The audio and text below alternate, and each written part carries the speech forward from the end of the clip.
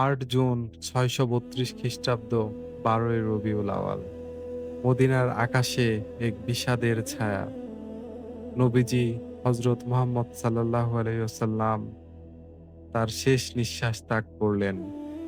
নবীজির জানাজা তখনও শেষ হয়নি, দাফন তখনও হয়নি। তার আগেই মুসলিম উম্মাহ একটি সংকটে পড়ে গেলেন। কি সেই সংকট? নেতৃত্বের শূন্যতা। আজ আমরা আলোচনা করব আমাদের নবীজি হযরত মুহাম্মদ সাল্লাল্লাহু আলাইহি ওয়াসাল্লাম মারা যাওয়ার পর মুসলমানদের মধ্যে যে ফিতনা ফ্যাসাদ শুরু হয়েছিল, তার উৎপত্তি বা কি ছিল, কিভাবেই বা তা ঘটল, যা এখন পর্যন্ত চলমান মুসলিমদেরকে অনৈক্যের মাধ্যমে তিলে তিলে শেষ করে দেওয়া হচ্ছে। এই ফিতনা ফ্যাসাদের ফলশ্রুতিতে বিভাজিত ভঙ্গুর মুসলিমরা আজ সব জায়গায় জুলুমের শিকার হচ্ছে। আমরা শিক্ষা নিব সেই সত্য ইতিহাস থেকে, যা কেউ আমাদের বলে না, বোঝায় না।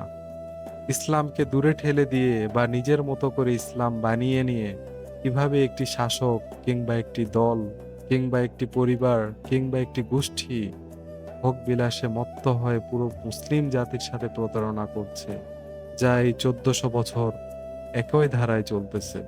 আজ আমরা সত্য সঠিক পথ খুঁজে পাই না কেন? শুধুমাত্র সঠিক জ্ঞান ও সত্য না জানার কারণেই পাই না। তাই আসুন, আজ আমরা সত্য জানি, ঐক্যবদ্ধ হই, সবার মাঝে সত্য ছড়িয়ে দেই। নবীজির মৃত্যুকালে মদিনার রাজনৈতিক মানচিত্র কেমন ছিল? নবীজির মৃত্যুর সময় মদিনায় ছিল দুটি প্রধান গোষ্ঠী, মুহাজিরুন এবং আনসার। মুহাজিরুন কারা? মক্কা থেকে হিজরত করে আসা সাহাবীরা, সাধারণত কুরাইশ বংশোদ্ভূত। আর আনসার মদিনায় স্থানীয় মুসলিম, যারা নবীজিকে আশ্রয় দিয়েছিলেন। আমরা জানি হযরত মুহাম্মদ সাল্লাল্লাহু আলাইহি ওয়াসাল্লাম কুরাইশ বংশের ছিলেন। এই কুরাইশ বংশেরই আবার অনেক উপগোত্র রয়েছে, যেমন বানু হাশিম, যেটা নবীর নিজেরই উপগোত্র। বানু হাশিমে আরো আছেন আলী, আব্বাস রাদিয়াল্লাহু, ফাতেমা। এরপর বানু উমাইয়া, যেখানে আছে ওসমান, মুয়াবিয়া। বানু তাইম, আবু বক্কর। বানু আদি, ওমর। বানু আসাদ, খাদিজা রাদিয়াল্লাহু। বানু মাকজুম, খালিদ ইবনে ওয়ালিদ। নবীজি মারা যাওয়ার পর এই গোত্রভিত্তিক রাজনীতির অনেক প্রভাব ছিল। নবীজি এই গোত্রভিত্তিক রাজনীতিকে ইসলামের ভ্রাতৃত্বের ছায় চাপা দিয়েছিলেন। কিন্তু তিনি চলে যাওয়ার পর সেই চাপা পড়া রাজনীতি আবার মাথাচাড়া দিল। নবীজির মৃত্যুর সাথে সাথে আলী এবং ফাতেমা শোকে মর্মাহত। বানু হাশিম দাফনের চূড়ান্ত প্রস্তুতি নিচ্ছেন। আলী রাদিয়াল্লাহু নিজ হাতে নবীজির শরীর গোসল দেওয়ার দায়িত্ব নিয়েছিলেন। সাথে ছিলেন আব্বাস রাদিয়াল্লাহু ও তার ছেলেরা। ঠিক ওই মুহূর্তে শহরের অন্য প্রান্তে সাকিফা বনু সাঈদা নামক একটি ছাদ ঢাকা সমাবেশস্থলে আনসাররা জড়ো হলেন। আনসারদের যুক্তি ছিল, আমরা মদিনার মানুষ, আমরা ইসলামকে আশ্রয় দিয়েছিলাম, নতুন নেতা আমাদের মধ্য থেকেই হওয়া উচিত। তাদের প্রস্তাবিত নেতা সাদ ইবনে উবাদাহ রাদিয়াল্লাহু, এবং তিনি ছিলেন হযরত মুহাম্মদ সাল্লাল্লাহু আলাইহি ওয়াসাল্লামের অনেক বিশ্বস্ত সাহাবী ও নেতা। এ খবর শুনে তড়িঘড়ি করে আবু বকর, ওমর ও উবাইদা রাদিয়াল্লাহু এ তিনজন মুহাজির দ্রুত সাকিফায় ছুটে গেলেন।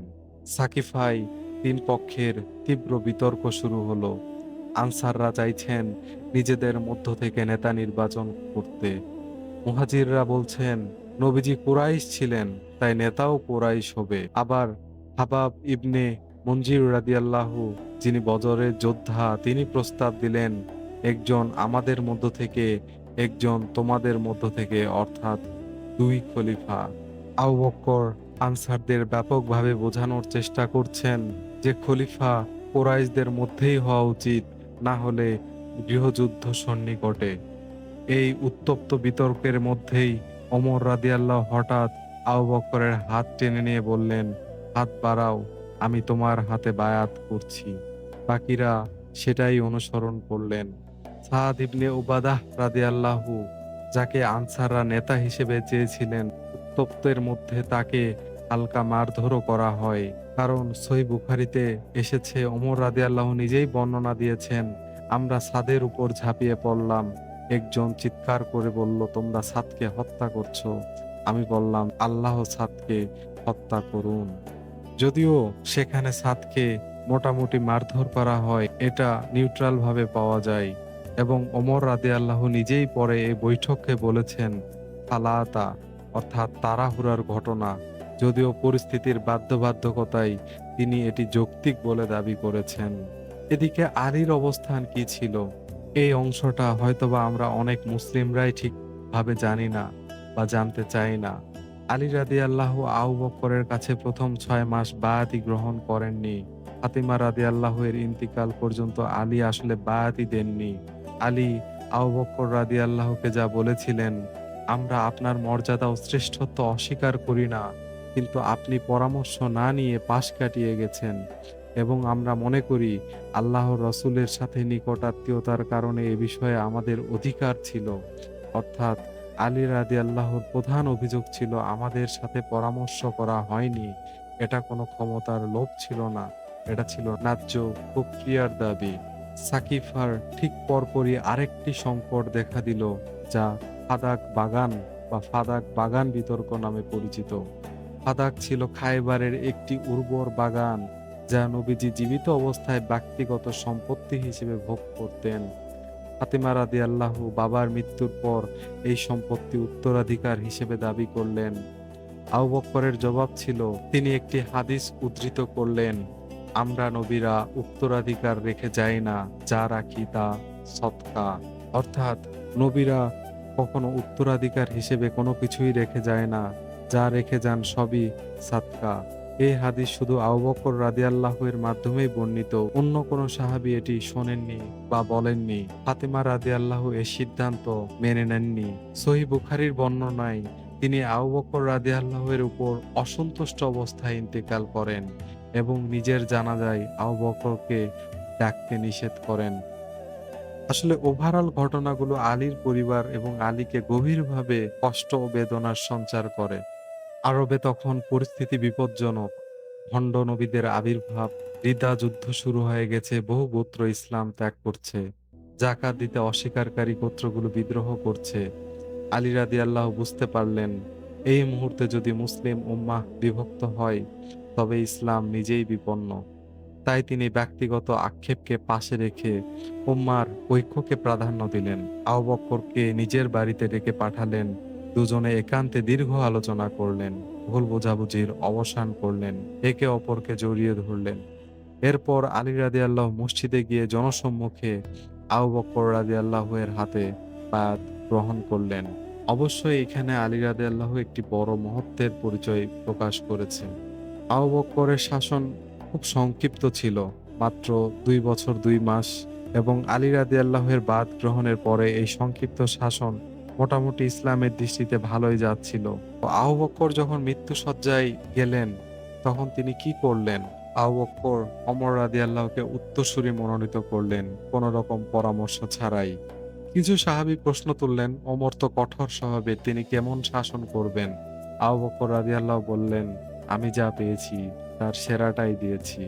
আল্লাহর কাছে আমার কোনো জবাবদিহিতা নেই। তবে আল্লাহ তাআলার কাছে সবার জবাবদিহিতা করতে হবে। হযরত মুহাম্মদ সাল্লাল্লাহু আলাইহি ওয়াসাল্লাম এবং আবু বকর এবং তার উম্মাহ সকলকেই আল্লাহ তাআলার কাছে কোরআন সম্পর্কে জবাবদিহিতা করতে হবে। এরপর ওমর রাদিয়াল্লাহু এর খেলাফত, মোটামুটি ১০ বছর তিনি খেলাফতে ছিলেন, ৬৩৪ খ্রিস্টাব্দ থেকে ৬৪৪ খ্রিস্টাব্দ। এই সময় ইসলামী সাম্রাজ্যের কিছু সম্প্রসারণ ঘটে, প্রশাসনিক কিছু সংস্কার করেন ওমর রাদিয়াল্লাহু। আমি জানি না এই সংস্কারগুলো ওমর রাদিয়াল্লাহু যেগুলো করেন, এই সংস্কারটা কতটুকু কোরআন ভিত্তিক আর কতটুকু মানব রচিত, এইটা প্রশ্ন জাগায়।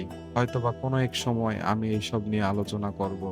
যেমন তার সংস্কারের একটি অন্যতম হচ্ছে শুরা সদস্য, অর্থাৎ পরবর্তী খলিফা নিযুক্ত হইতে গেলে এই শুরা সদস্যের ভোট দরকার। মক্কা মদিনায় এত আনসার, এত গভর্নর, তাদের ভোটের কি কোনো দাম নেই?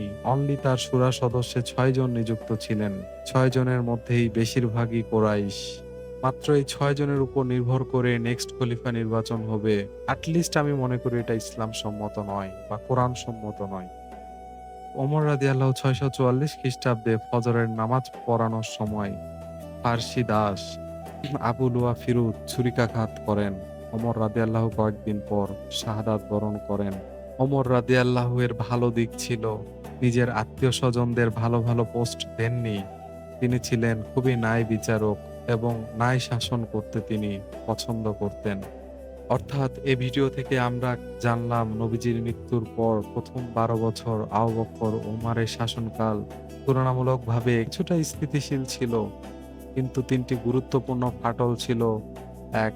সাকিফার তাড়াহুড়া, ২. ফাদাক বিতর্ক, ৩. আলী রাদিয়াল্লাহু এর ৬ মাসের বায়াত বিলম্ব, যা প্রমাণ করে তিনি অসন্তুষ্ট ছিলেন। পরের পর্বে আমরা আলোচনা করব কিভাবে ওসমান রাদিয়াল্লাহু এর শাসনে এই ফাটলগুলো আরো গভীর হলো, কিভাবে বানু উমাইয়ার ক্ষমতা কেন্দ্রীভূতকরণ মুসলিম উম্মাহকে প্রথম গৃহযুদ্ধের দিকে ঠেলে দিল।